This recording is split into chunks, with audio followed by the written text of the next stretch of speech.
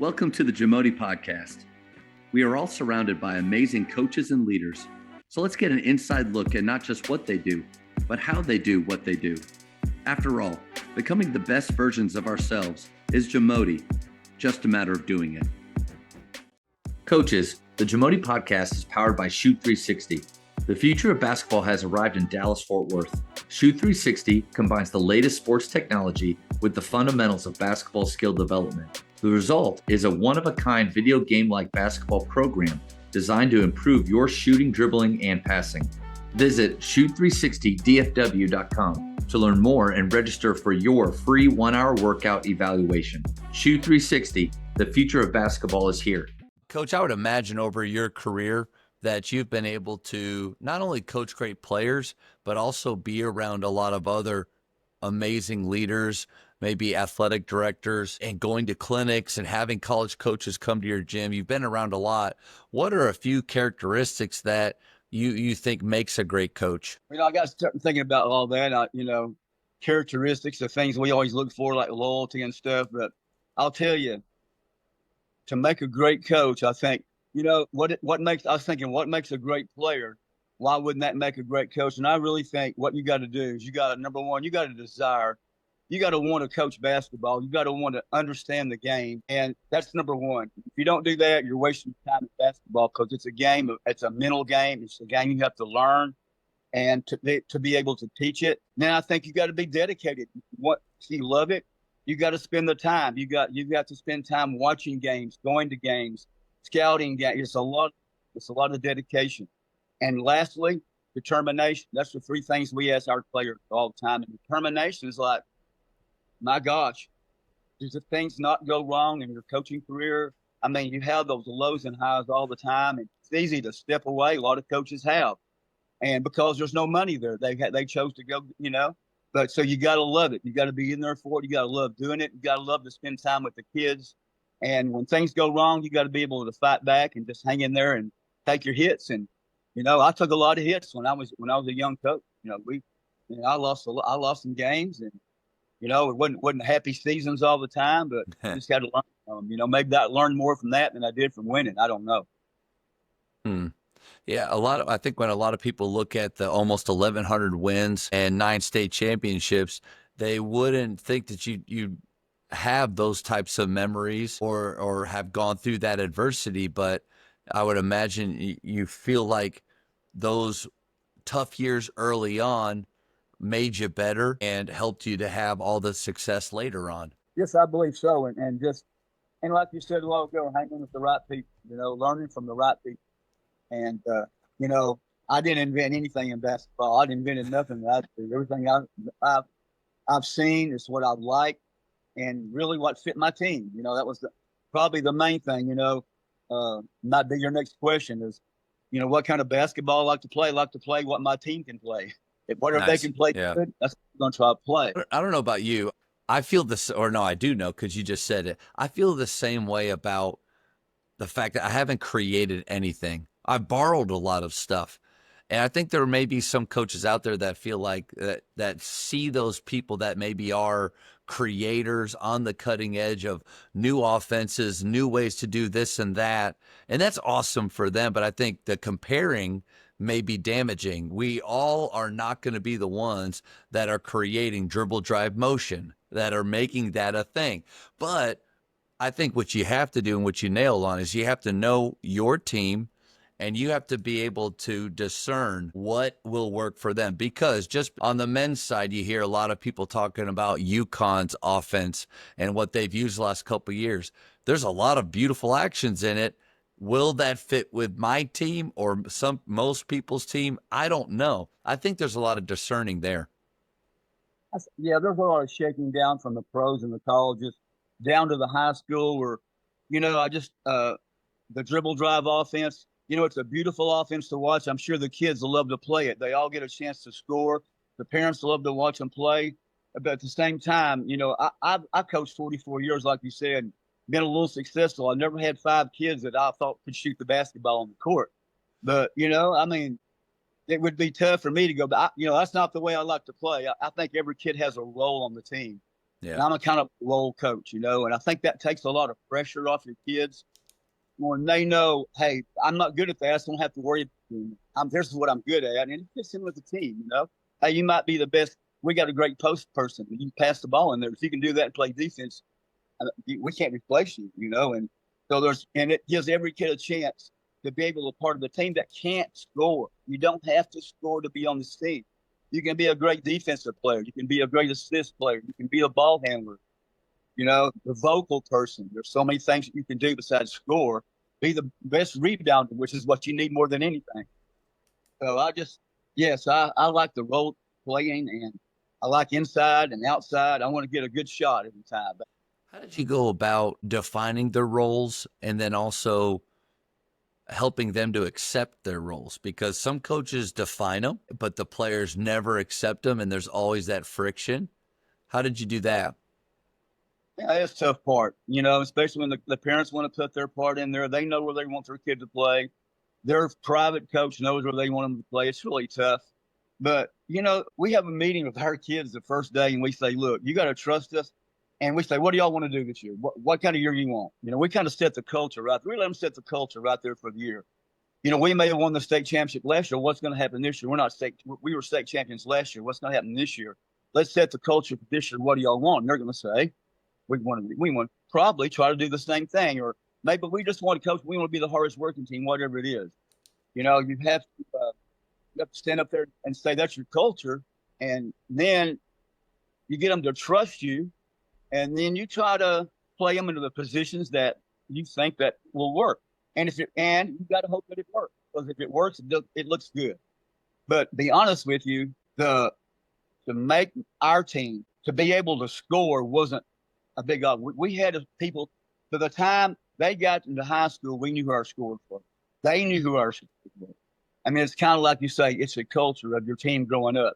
We got kids in 7th grade that know, hey, I'm just going to be the point guard. I'm going to bring the ball down and throw it to Lexi down there at the post because she's our scorer. I mean, we've already got that thinking going on. I always say, give me 2 wings, can shoot the 3 and feed the post. And we're in good shape if one of them can dribble. We got our roles to beat whatever we got to beat. But we need good inside people, but more than that, we need good people that can throw the ball inside, which is harder than shooting most of the time. It really is. And reading the defense and making the right play. That's the kids we're looking for. And, we had some of those kids at Brock. They weren't big. They were small kids, 5'5". They won 3 out of 4 state championships there, and they just did the right thing, the little things right. Played good defense, rebounded, blocked out, took good shots, and got it to the kids that could score for us. And that was our success right there. It wasn't anything magical. They were fighters. They played hard, which that's a non-negotiable in any program. You've got to come to practice every day ready to give it all. Go game speed every practice. And that's the thing to get them to do right there. And the only way to do that is compete. You have to have competition in there where bottom line, kids don't want to be punished. They don't want to run. 2 reasons. They don't like to run, and it's embarrassing because they know they fail. So when you compete and you're taking notes and you're being held accountable, things start changing. The level of play starts changing. And all of a sudden that day that, hey, I failed my math test, my boyfriend didn't speak to me, hey, I don't forget about that, man. We're in 3-on-3 right now. I got it. So things can change when you start making it competitive because the other 2 players, if they're 3-on-3, are dependent on them. So, it makes for a good bonding thing. And that's how you get them challenged, and you hope they accept their roles. Every player on my team, if I had 8 to 10 kids on my team, every one of them had a role for sure, even when they came in the game. And I felt really like they were more comfortable coming in there, knowing what they had to do without having to know they had to do something they couldn't. I think that may be one danger of this positionless style of basketball or idea that is more popular now, or free flowing style, is everybody might think that they're allowed to do everything. And I think even if you are trying to open it up a little bit more with pace and space, having a hierarchy to your shooting, I do like for everybody at the high school on the varsity level. If you are open, what we determine open for three, the ability to step up with confidence and shoot that three without looking over his shoulder, like that's really important. But there's got to be an order to that. And also, if it's positionless, if everybody can do everything, are you really just sometimes maybe watering it down or not getting the best out of some, or the ones that should be handling it, not handling it as much as they should? I could see that being maybe a little bit of a problem with that. Well, I would have loved to play that kind of game. And I see their love for it because, man, if I was a player, I didn't get to do all that. It was real Yeah. structured. Real structured. But, at the same time, being able to play free like that, where everybody has the opportunity. My issue with that goes with every place I've ever been. I've had the gym rats that came up there and spent hours shooting the basketball. And then I've had kids that wouldn't show up. You couldn't make them come to the gym because that kid does the same opportunity to shoot the ball as that kid that spent time. Probably not, unless he's just a really talented kid. And so, somebody's got to tell them. Somebody's got to tell them that, hey, here. And our rule would be subtle. Like my daughter, who's a coach at Brock right now, she was probably the last girl that were allowed to shoot the ball. She made a three in the state tournament. She made a lot of big threes for us, shots. But she took the shot when it was her shot, and she had to shoot it. Our rule was we had great rules. Our rule was if we got the ball and we were open, post was open, we throw it to the post. She's got an 8-footer. If we're open, nobody else is open, we're covered, shoot the ball. That's your job. If you don't, you're thrown into a 4-on-5, and you're going to make a turnover. So you've got to be able to shoot the ball. And you can't shoot it all, you're going to have trouble being on the team. You've got to be able to do your role, take your shot. It just may be the corner shot on the zone offense. If you can nail that shot, that's all you got to do and play defense. You're on the team. You can play. So it's just being able to know what you can do and what you can't do.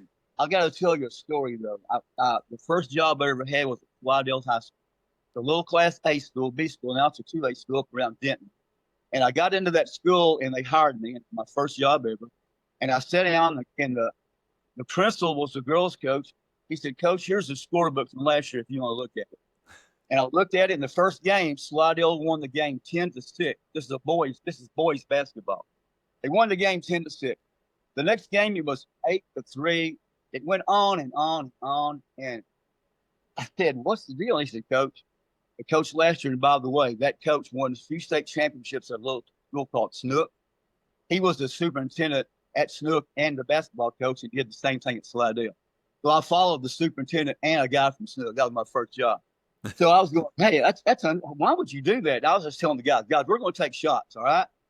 And about 4 years later, I started thinking about that, and I was going, man, that guy, no wonder he won state championships. He really had it nailed about what to do. They were taking the best shot they could take every time, and so that made a lot of, after I really thought about that for a while, it really made a lot of sense to me. That shot selection is important, along with a guy named Bobby Knight, who insisted that was a pretty important thing. So he's kind of my mentor as far as basketball is concerned. And Coach, I completely agree with the way that you played and your thinking of, especially with the role identification and the best, every player doing what they're best at. And I think sometimes maybe where more of a positionless style goes wrong is when those discussions aren't had, or there is no hierarchy of roles or people that should do. And so I think for coaches that listen, a great way to get to know your players. So if we play a 5-out positionless style, I ask my guys, who's not a point guard? Like, who doesn't want to be a point guard? Who does not feel comfortable bringing the ball up the floor? And there's no shame in it. And so sure enough, like one guy will start to raise hands, then 3 or 4, I was like, fellas, that's great.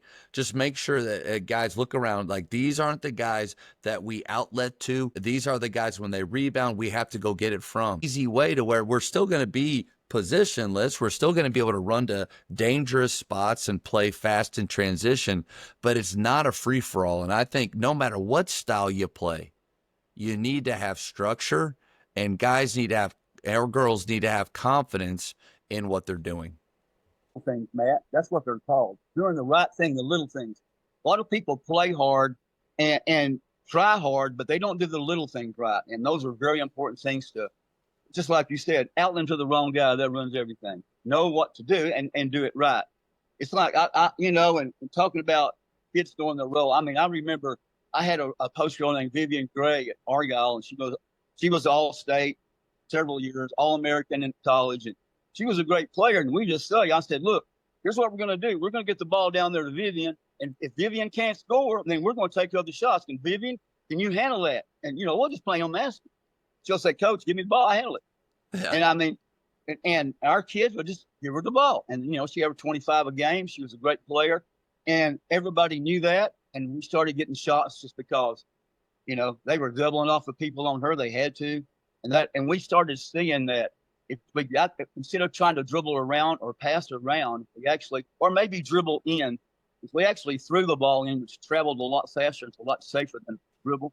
If we got the ball into a good player and made people leave us, besides the sag and help on the dribble, that, hey, we could get some open shots out there. And finally, we convinced them. I mean, we shot 12 and 13 threes a game in a lot of our games at Argyle and Brock. Some people say we didn't shoot a lot, but we did. We didn't make a lot, but we shot them. We shot them because we had to. And it was a shot to take, and then we went and rebounded. Thank you for checking out today's episode. Please take a moment to subscribe to this podcast, share it with your fellow coaches, and find us on social media for what's coming up next on the JAMODI podcast. It's just a matter of doing it.